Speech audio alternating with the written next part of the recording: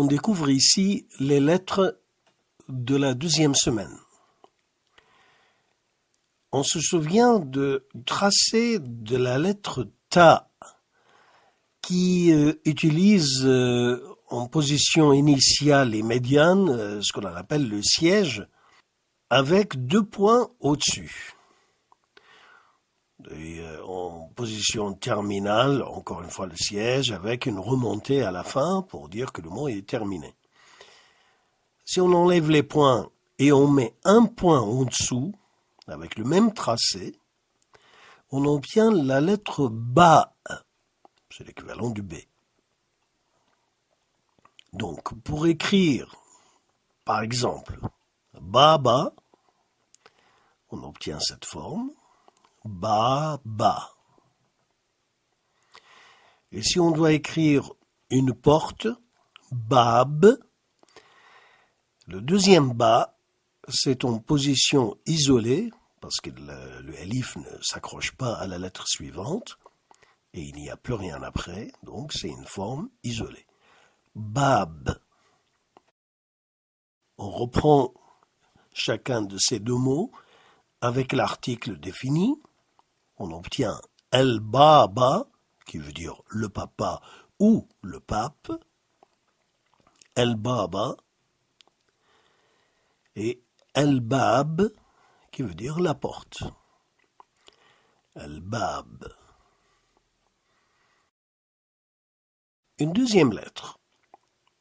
Cette lettre fait partie de ce groupe de 6 lettres de l'alphabet arabe sur 28 qui ne s'accroche pas à la lettre suivante.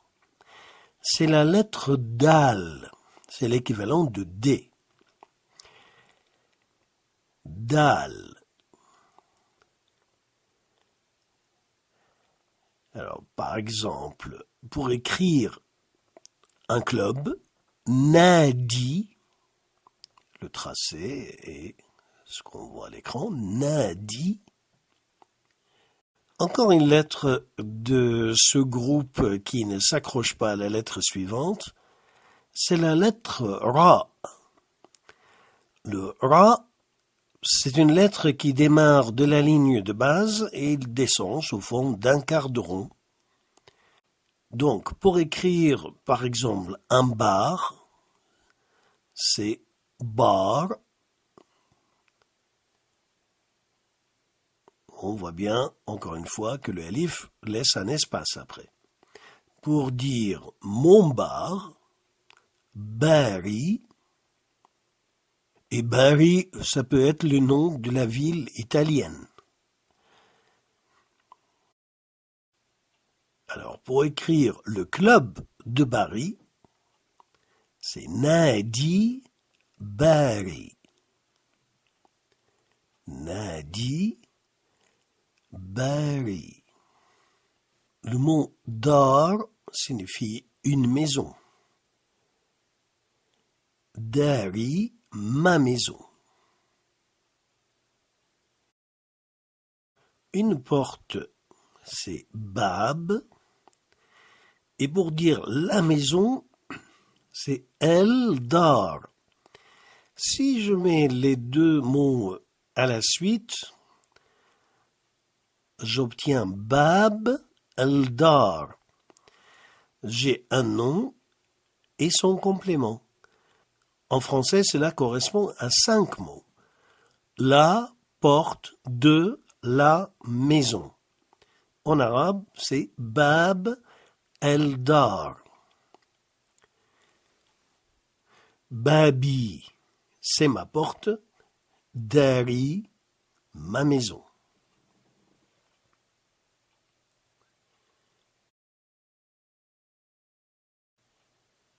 Une nouvelle lettre, c'est la lettre Ain. C'est une lettre qui s'accroche à la lettre suivante. On le trouve au début d'un prénom très courant, Ali.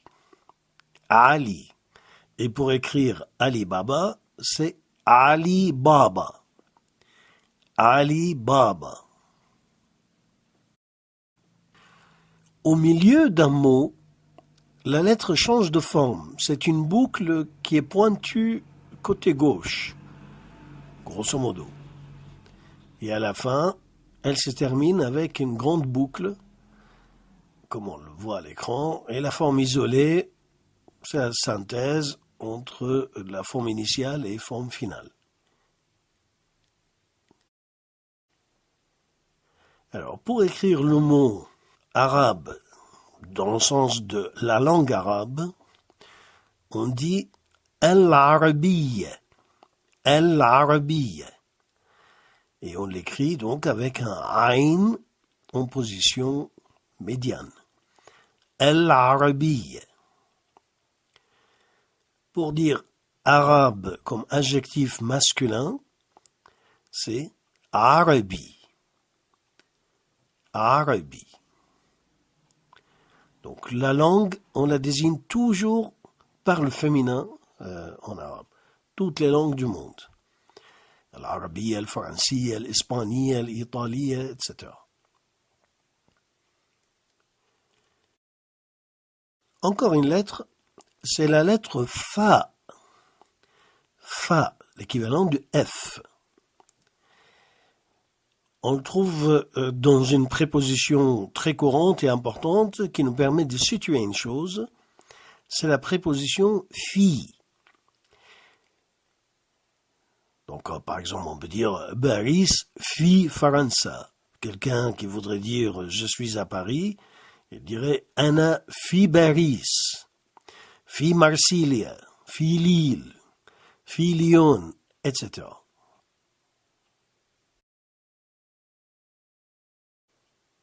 On prend un mot avec le fa en position finale, c'est le mot elf. Elf qui veut dire 1000. Nous allons l'utiliser assez souvent. Encore une lettre, cette lettre qui va avoir deux formes. La forme initiale et médiane est identique. C'est la lettre Kaf.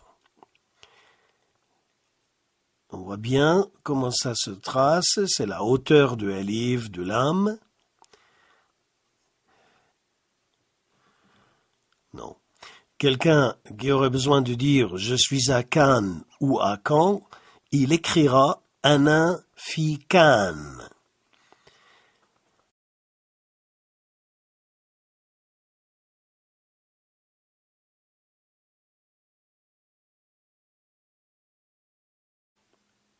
Lorsque la lettre est précédée d'une autre lettre, comme par l'article par exemple, cela impose de quitter le papier et reprendre en bas de la lettre. Par exemple, el-kelb, ou alors el-kitab.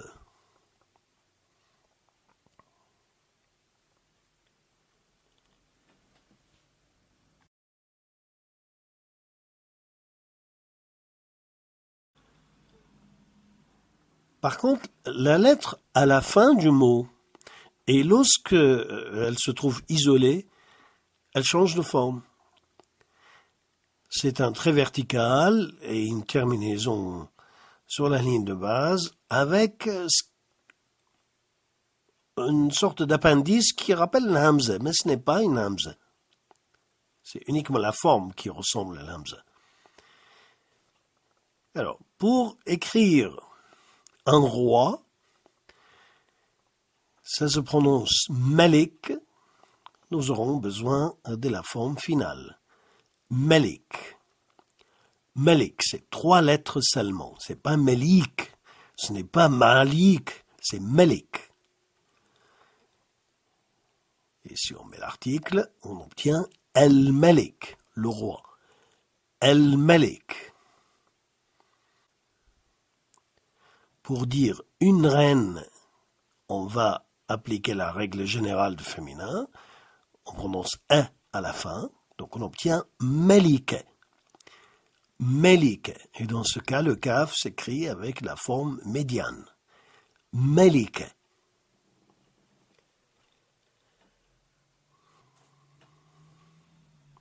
Si je dois écrire le roi est avec la reine, ça serait Al-Malik ma'a Al-Malika.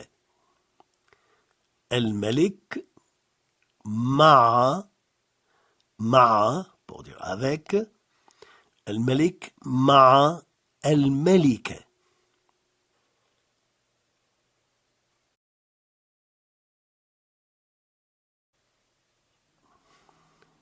Pour dire le fils du roi, c'est Ibn al-Malik. Rien ne sépare les deux mots. Ibn al-Malik. Il n'y a pas de particules comme en français. Pour dire la fille du prince, on écrit Bint al-Amir. Bint al-Amir.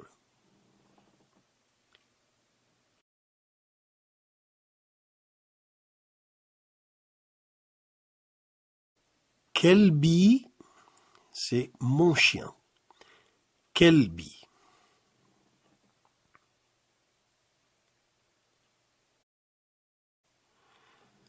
Kabir, c'est un adjectif, grand, kabir. L'ensemble forme une phrase. Kelbi kabir, mon chien est grand. Kelbi kabir.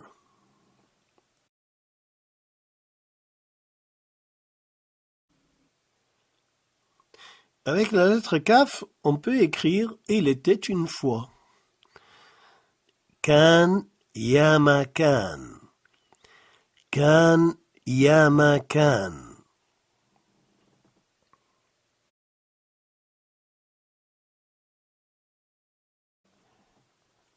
On trouve encore une fois cette lettre, le Kaf, au début d'un adjectif très courant, Karim. Karim qui veut dire généreux, et qui est un prénom très courant.